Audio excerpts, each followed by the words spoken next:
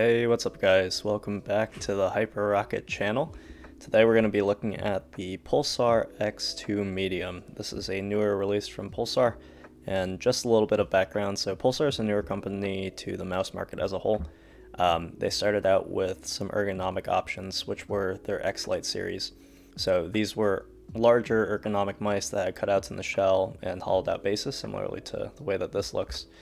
And I think for what they were extremely highly regarded mice. Really fair price with top of the line performance, to say the very least. The X2 is a symmetrical option, and it comes in both this medium version as well as a small. So today we're largely just going to be taking a look at the small, although I will just give you a TLDR for what to buy if you like this general shape. So for reference, I have small to medium sized hands. And so on paper, it feels like I would be better off with the small, but I will just say this up front. I don't feel like I aim any better with the small. The grip width on the small is not as thin as I would have hoped for someone with my sized hands. And so my general recommendation is this. If you're a fingertip, floating claw, or small hand player, so by small hands I mean like anything below 16 centimeters in terms of length, I would probably recommend the small. If you are a palm claw, relaxed palm, palm aggressive claw, or just a flat out palm grip, get the medium. I think the medium is going to be much better suited to you. You're going to get a lot of the anchoring features, which I will mention later on in this review, with the medium as opposed to the small. So getting into it, layout wise, pretty standard. Mouse 1 and 2 scroll wheel on top with mouse 3 enabled. So clickable scroll, not left or right. By any means. Side buttons on the left side of the mouse only, so geared primarily to right-handed players. And then on the bottom, you see these cutouts, the very signature Pulsar cutouts. And you'll also get a power switch and a DPI button, which should be changeable in the software. 2 larger feet, one at the top, one at the bottom, and you also get your sensor calibrator foot in the middle. Just a quick note as far as attention to detail, the color of the PCB, so on this black copy I have a black PCB. If you get the white copy, you're going to get a white PCB. Really nice attention to detail from Pulsar, and in addition to this you also get some mention of the specs. So basically we get size 2 for the medium, size 1 would be the small, and you also get some tech specs for the sensor. So DPI, cap, let's see, like IPS, acceleration capabilities, things like that. As far as layout, I mean, I'm fine with this layout, but I guess my only one piece that I would think would be better is just, at least for me, I like having an extra button on top for like DPI changing, or ideally you could just bind it to another button and change it in game. Overall, no real complaints as far as the layout goes. The shape, this is again the symmetrical option from Pulsar. Very safe design with a hump more towards the back. Hopefully this helps to illustrate that a little bit better. It looks like it would be a dream for palm claw users, and that was originally like my hype as an example for why I wanted to try this mouse out.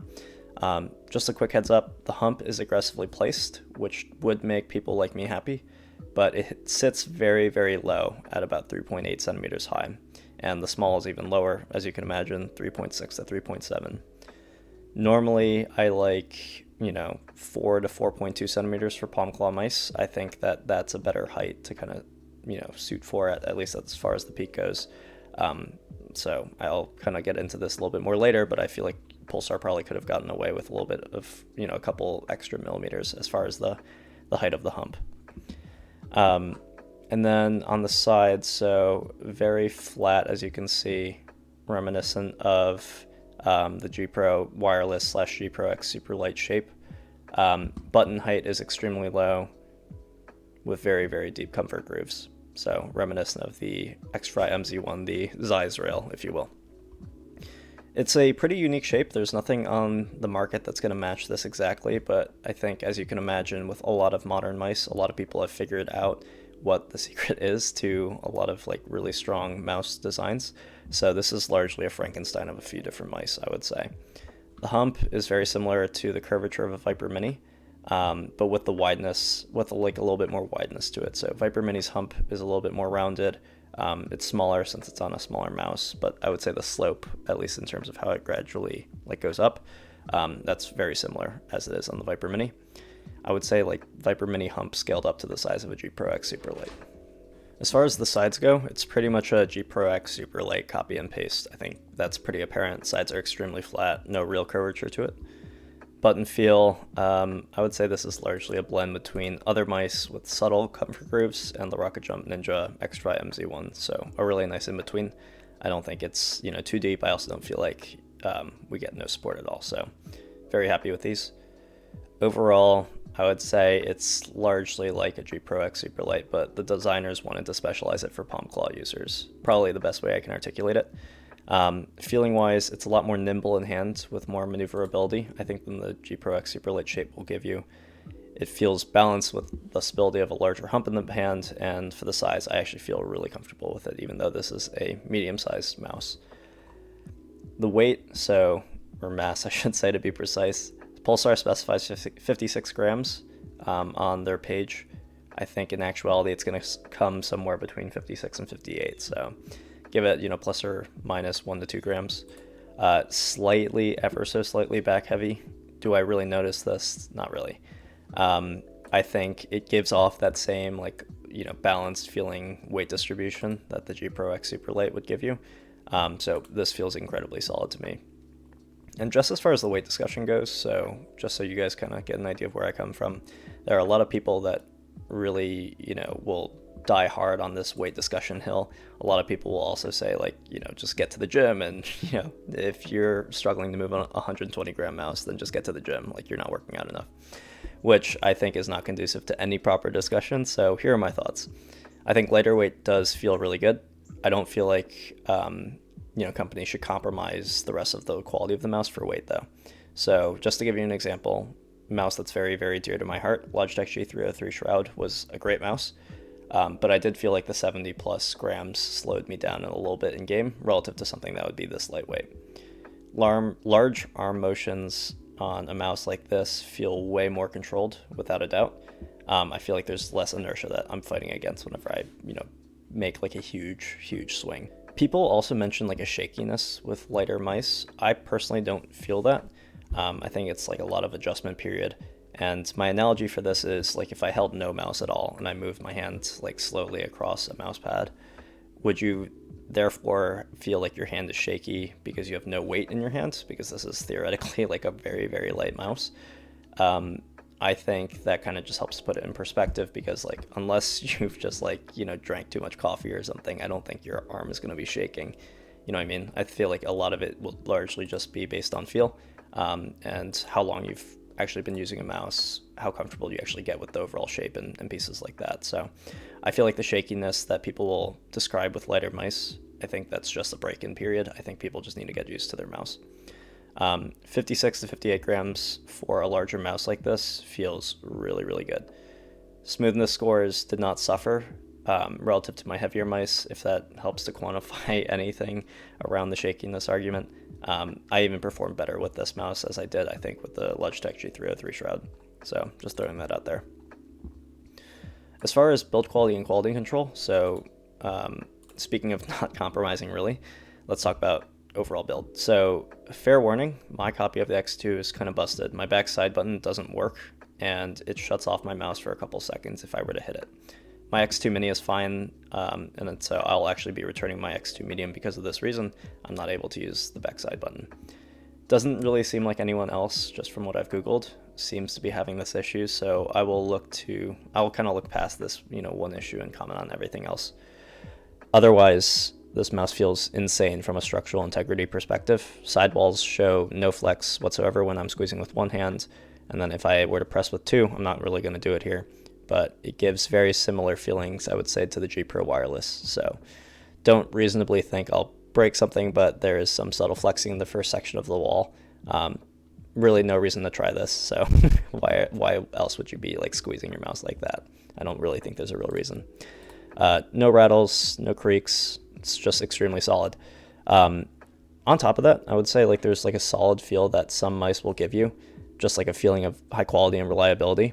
I feel like, as an example of the contrary to this, G-Wolves is a company that has been a common offender of many of these high quality, high reliability pieces. I've never had a G-Wolves mouse fail on me, but I feel like a mouse like this actually carries off like a very lightweight but feels insanely strong, high quality sort of feel to it. So I'm getting a lot of good green flags from this mouse, and I think you guys should take that away from my review. This is an extremely strong mouse. Just make sure you get a good copy, not like a 1 in a million defect like what I got here. Feels really stable. Pretty much feels like I could do whatever I want with it. Buttons wise, so to my knowledge, mouse 1 and mouse 2 are definitely using KLGM 8.0s. And then as far as the side buttons go, I'm pretty sure they're using the same, but you know, I could be very wrong on this. The scroll wheel is a TTC Gold encoder for anyone that is actually like, you know, a nerd about some of these encoders. It's very loud, pretty much a copy and paste of the Super Light. Here's just a brief sound test.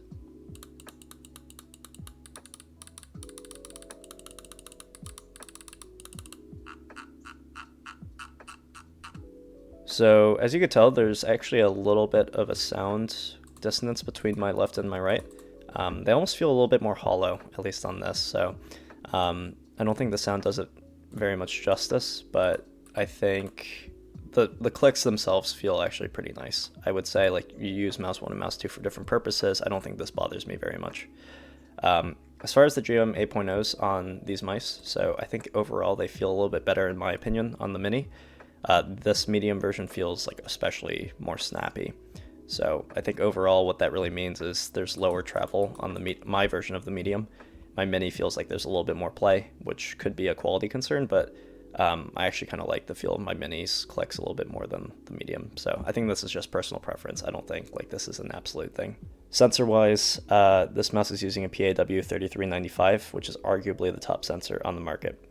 The 3399 is technically better, but it's less power efficient, so it seems like a lot of companies will revert back to the 3395, at least for the foreseeable future.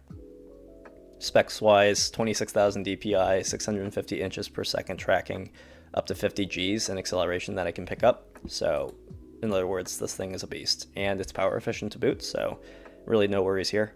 Kind of a plus to this mouse is you also get the motion sync toggle ability, so you can just change this around in the software, which I'll cover on later on. Feet, I'm really not the best person to ask, but these feet feel pretty good to me. Just a fair warning, do not watch my reviews for my opinions on feet. I don't really know what I'm talking about here. Personally, I think a lot of people seem to get really hung up on the feet of mice. I personally don't feel that much of a difference, so that's just me. These didn't bother me at all in game. They feel extremely smooth and consistent. Charging and software-wise, so battery life on this mouse seems to be a really weird thing. My medium, so this one, seems to never die. My Mini dies in a couple of days, so can't really comment on this. I don't really know what's happening.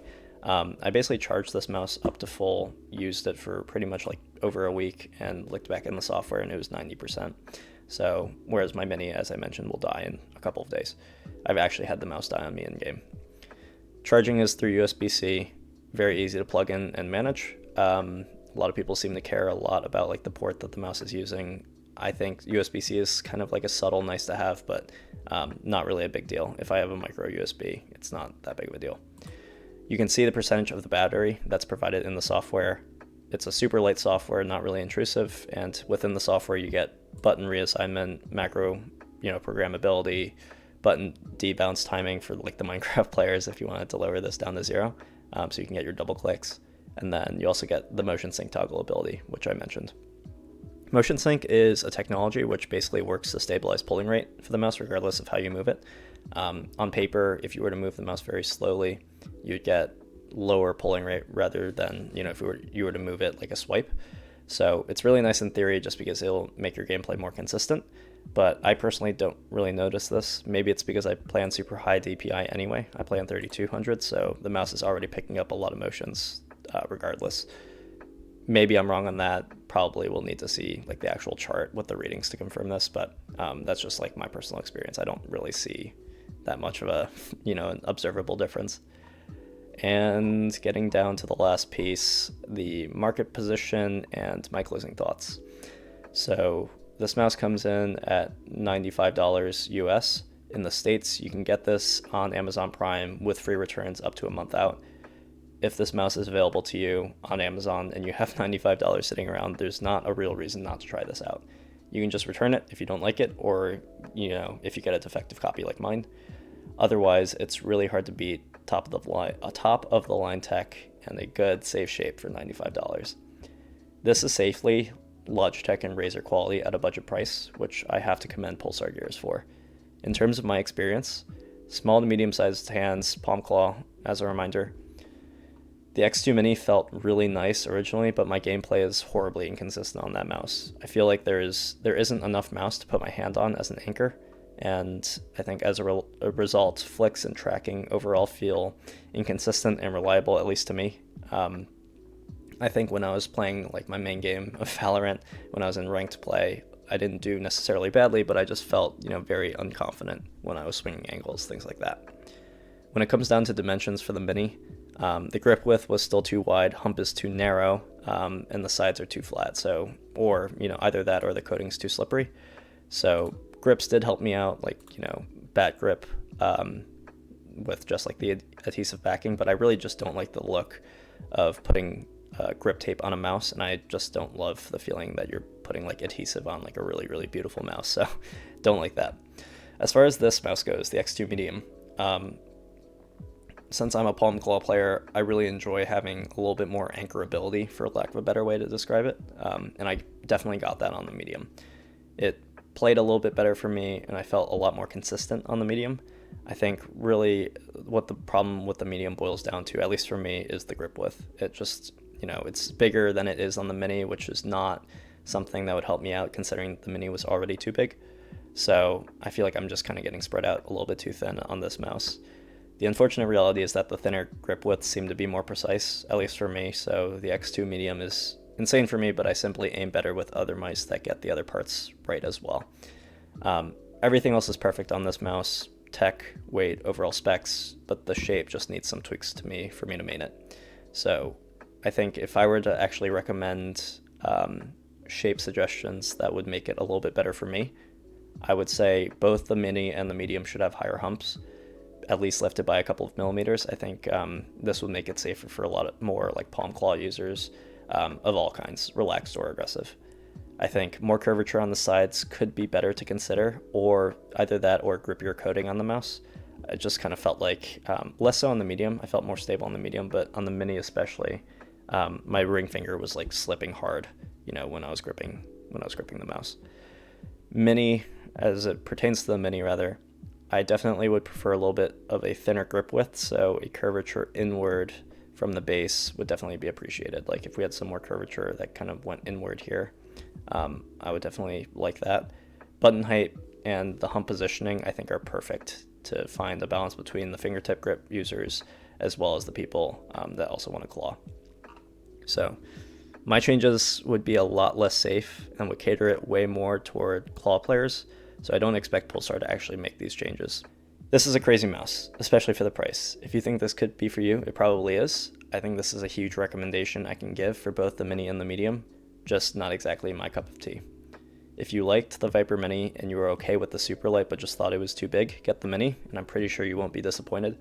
If you really like the Superlight size but wish that it was a little bit lower profile, the Medium is the mouse for you. People that like more curvature on the sides, I'd probably suggest you look elsewhere since this is especially flat, which is arguably one of the more polarizing pieces of the mouse. But overall, that's it for my review. Enjoy some of the gameplay to come.